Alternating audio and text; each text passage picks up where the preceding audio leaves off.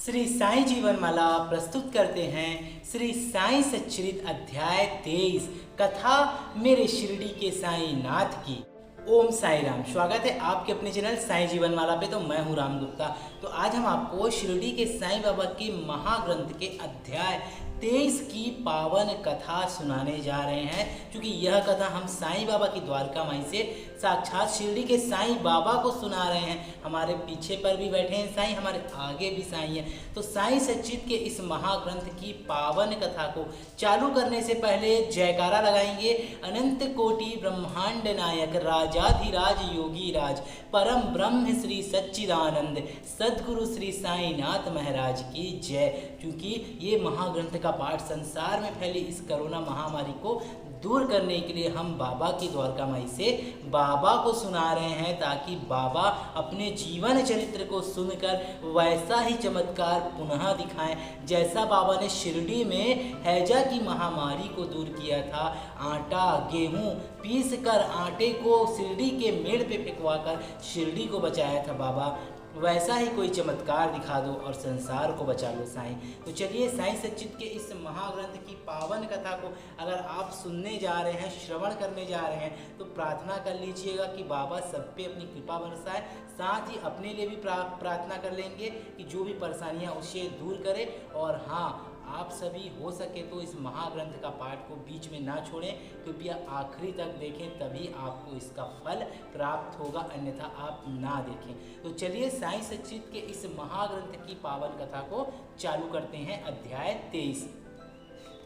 योग और प्याज श्यामा की सर्प दशा से मुक्ति, विभूषिका हैजा निवारण, नियमों का उल्लंघन, गुरु भक्ति की कठिन परीक्षा इस अध्याय में बताया गया है। तो सबसे पहले प्रस्तावना है। वस्तुतः मनुष्य त्रिगुणमय 3 गुण अर्थात सत्व रज तम है तथा माया के प्रभाव से ही उसे भासित होने लगता है कि मैं शरीर हूँ। दैहिक बुद्धि के कारण ही वह ऐसी धारणा बना लेता है कि मैं ही करता हूँ और उपभोग करने वाला हूँ, और इस प्रकार वह अपने को अनेक कष्टों में फंसा लेता है। फिर भी उससे छुटकारा का कोई मार्ग नहीं सोचता। मुक्ति का एकमात्र उपाय है गुरु के श्री चरणों में अटल प्रेम और भक्ति।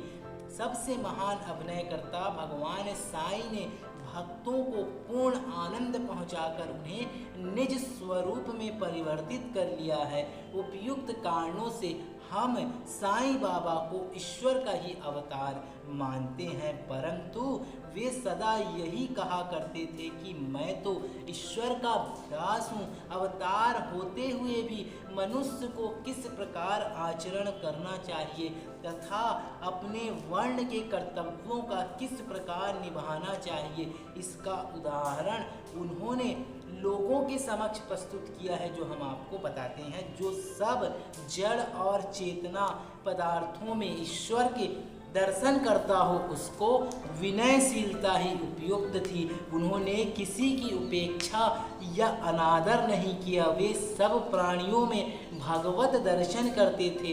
उन्होंने यह कभी नहीं कहा कि मैं अनल हक सोहम हूँ।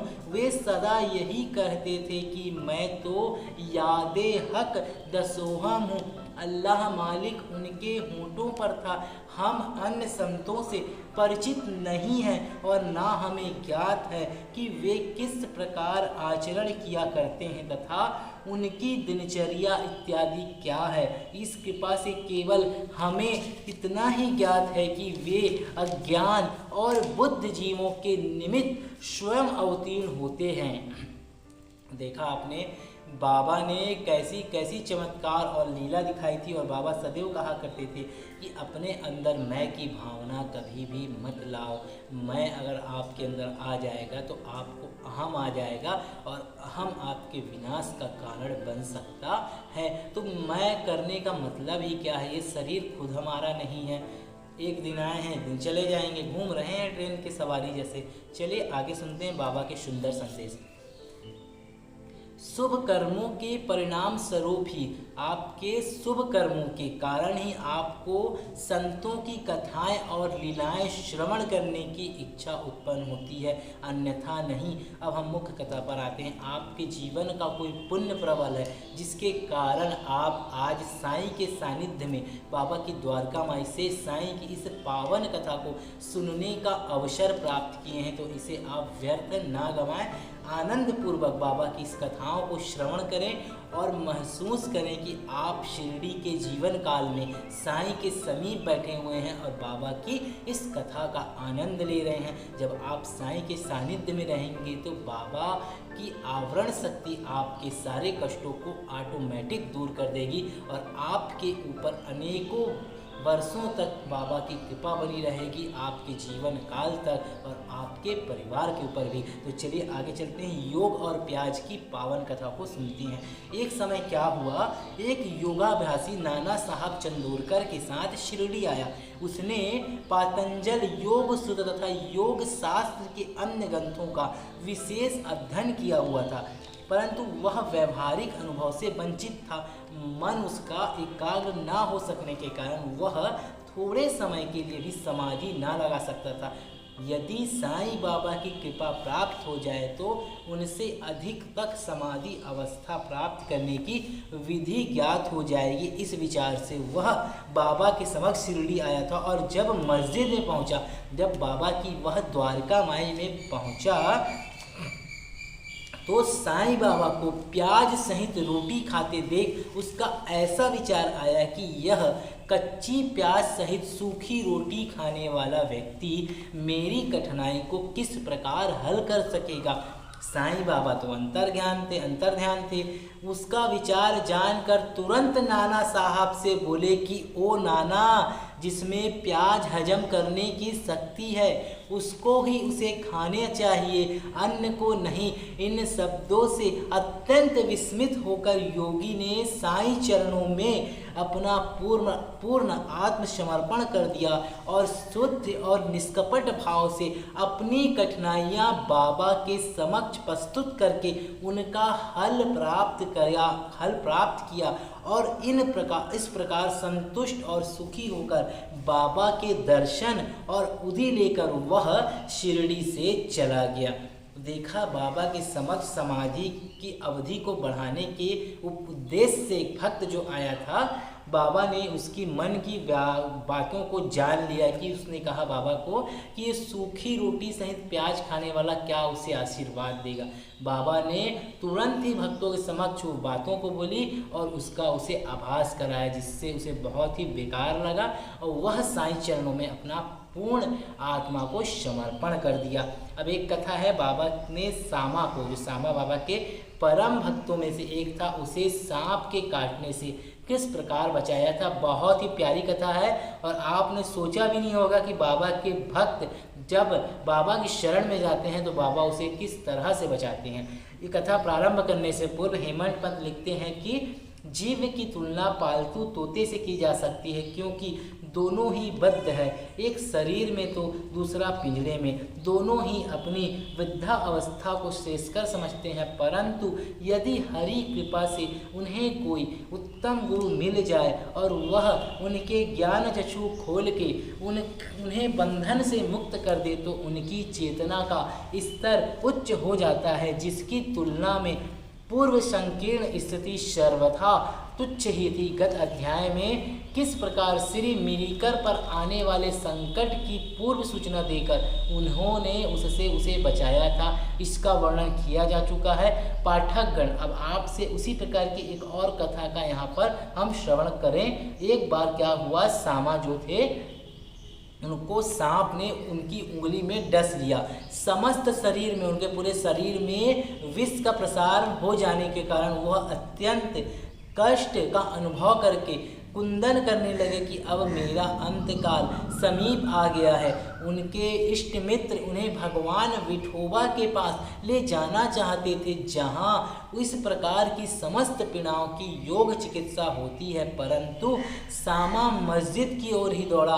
अपने विठोबा श्री साईं बाबा के पास जब बाबा ने उन्हें दूर से देखा तो वे झिड़कने लगे और गाली देने लगे। वे क्रोधित होकर बोले, अरे ओ नादान, अरे ओ कृतघ्न बम्मन, ऊपर मत चढ़, सावधान।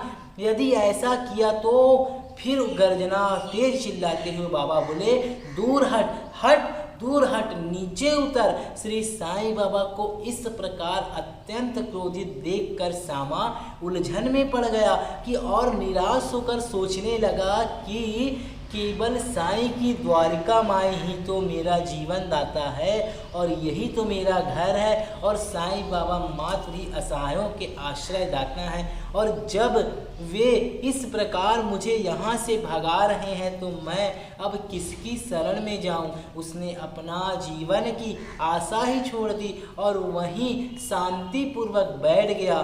थोड़े समय के पश्चात जब बाबा का गुस्सा शांत हुआ तो सामा ऊपर आकर उनके समीप बैठ गया और तब बाबा बोले, डरो नहीं, तिल मात्र भी चिंता मत करो, दयालु फकीर तुम्हारी अवश्य रक्षा करेगा। घर जाकर शांति से बैठो और बाहर ना निकलो। मुझ पर विश्वास कर निर्भय होकर चिंता को त्याग दो। उन्हें घर भिजवाने के पश्चात ही बाबा से तात्या पाटिल और काका साहेब दीक्षित के द्वारा यह कहला भेजा गया कि वह इच्छा अनुसार भोजन करे, घर में टहलते रहें, लेटे नहीं और शयन ना करे। कहने की आवश्यकता नहीं कि आदेशों का अंशतः पालन किया गया और थोड़े समय में ही सामा पूर्ण स्वस्थ हो गया। यह जो सांप था पिछले जन्म में बम्मन था। इसकी ओर यह संकेत है कि सांप को ब्राह्मण भी माना जाता है और जब उसे वो स्वस्थ हो गए तो वह बतलाकर स्मरण योग्य है कि बाबा के शब्द हट, दूर हट, नीचे उतर सामा को लक्ष्य करके नहीं कहे गए थे, जैसा कि ऊपर से प्रतीत होता है कि सांप और उसके विष के लिए ही यह आज्ञा थी, अर्थात सामा के शरीर में विष ना फैलाने की आज्ञा थी। अन्य मंत्र शास्त्रों के विशेषज्ञों के द्वारा बाबा ने किसी मंत्र या मंत्रोक्त चावल या जल आदि का प्रयोग नहीं किया। इस कथा और इसी प्रकार की अन्य कथाओं को सुनकर साईं बाबा के चरणों में यह दृढ़ विश्वास हो जाएगा कि यदि माया युक्त संसार को पार करना हो तो केवल साईं चरणों का ही हृदय में ध्यान करना पड़ेगा और तभी आपके जीवन का पुण्य ध्यान करना होगा। तो साईं सच्चरित्र के इस महाग्रंथ की पावन कथा अभी जारी है।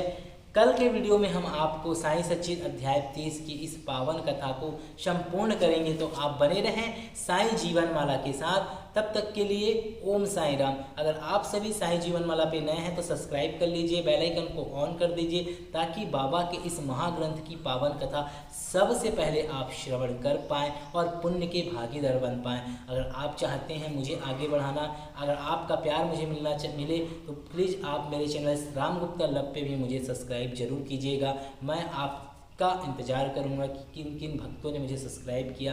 कमेंट कीजिएगा कि मैं उनके लिए प्रार्थना विशेष रूप से बाबा से करूंगा कि बाबा उनके ऊपर अपनी अपार कृपा बनाए रखे। ओम साईं राम।